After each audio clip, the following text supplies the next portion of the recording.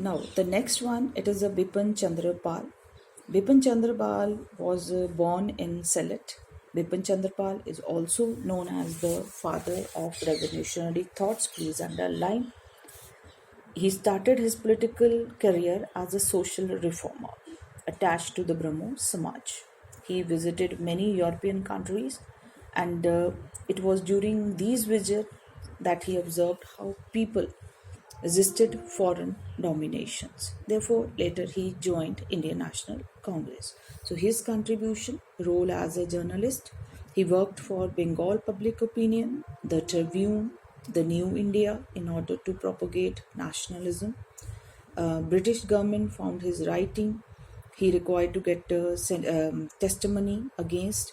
So he was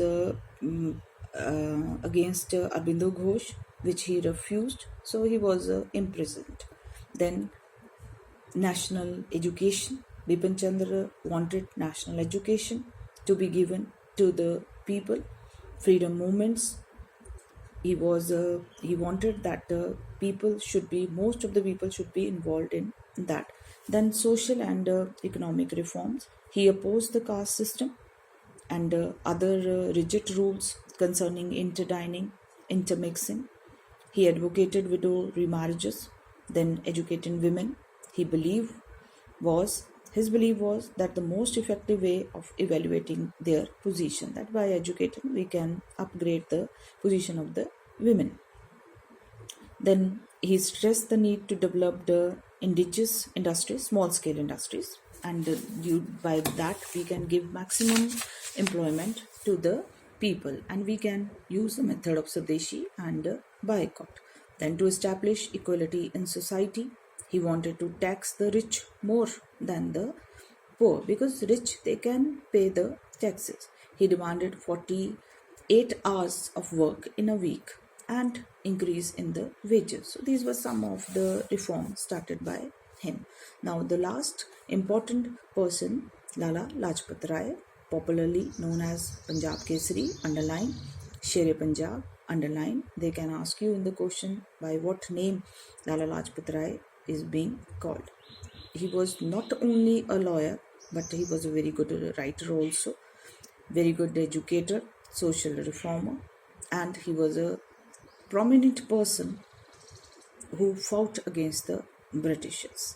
He was influenced by the Arya Samaj movements. He worked for his speeches against the misrule of British invited, and due to which he was being imprisoned by the Britishers number of time. He joined the Congress and remained its worker for a longer period of time, by you can say end of his life. Then he joined the Assertive Nationalists. He carried on agitation against the various different policies of the British government, and then he supported the worker movements. And because the first president of All India Trade Union Congress, he was one of the first Indian to link imperialism with the capitalism. Then Lala Lajpat Rai was arrested in 1922 along with some of the leaders due to the various activities which he was taking against the Britishers. So he played a very important role in the Indian history. The first point, that an educationist and a forceful writer. As we have all, I told you that he was a great writer. So he used to write. He started a monthly magazine, Young India. Please underline. Then he published the Call to India, Young India. Then England Dead to India. Then the Political Future of India. He also founded Punjabi, Vande Mataram, People. These were some of the written newspaper by him.